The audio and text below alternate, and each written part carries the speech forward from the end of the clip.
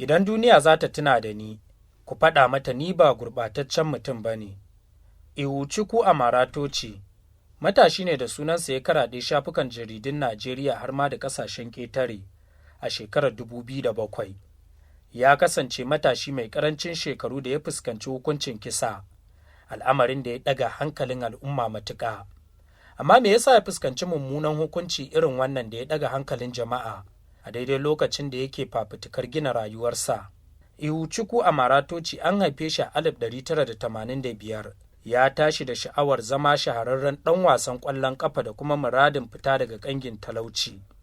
Yana da shekaru 14 ya samu damar buga a Najeriya wasa a kofin Afirka na Coca-Cola. Wannan ya ba shi damar samun maƙudan kuɗi, inda ya rika turawa domin kula da iyaye da 'yan uwansa.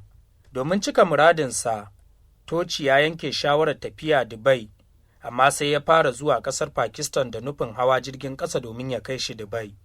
Sai dai ina ƙaddara ta riga fata, kasancewar bai san ba zai samu jirgin ƙasa da zai kai shi inda yake muradin zuwa ba, har sai da ya isa ƙasar.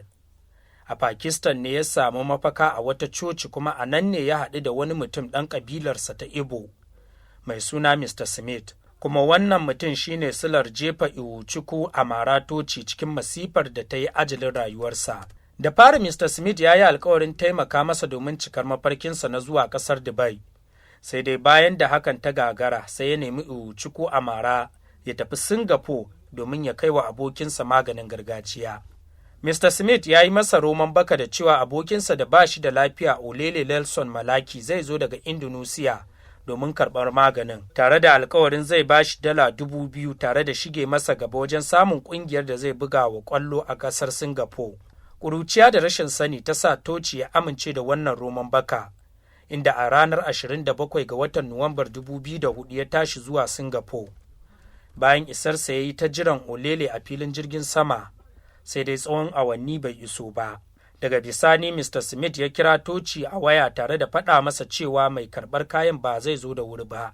Wannan ta sa ya nemi ɗaki a Ambassador Hotel, sai dai bai samu ba saboda ba shi da isasshen kuɗi. Hakan ta sa ya samu guri ya zauna a gefen otal ɗin. Sakamakon daɗewarsa a gurin aka sanar da 'yan sanda, wanda daga nan ne labari ya sake sauyawa.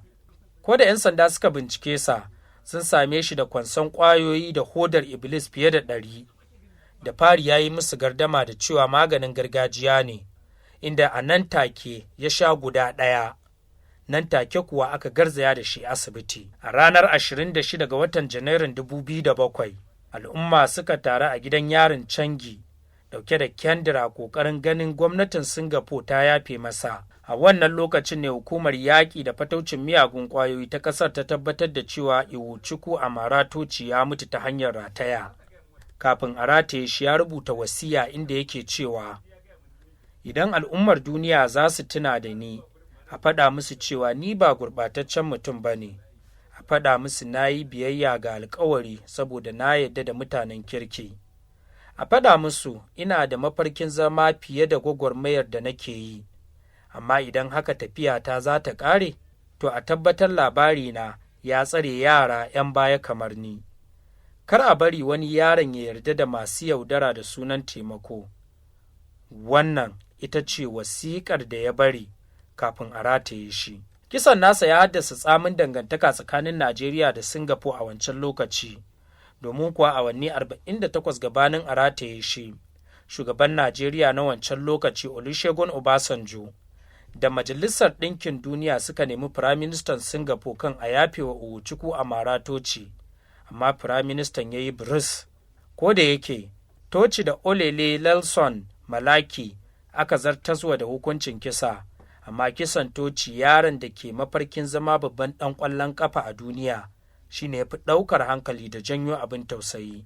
Ƙasar Singapore dai na ɗaya daga cikin ƙasashen da a duniya ke kan gaba wajen zartas da hukuncin kisa. Wannan ya samo asali ne tun daga turawan mulkin mallaka, kuma sun ci gaba da aiwatar da hukuncin har bayan samun 'yancin kai a 1965. Akwai laifuka da dama da ake zartar da hukuncin kisa a kansu a ƙasar Singapore. Kaɗan daga cikinsu shi ne laifin kisan kai ko ƙoƙarin aikata kisan, da cin zarafin shugaban ƙasa, da safarar miyagun ƙwayoyi, da amfani da makamai da sauransu.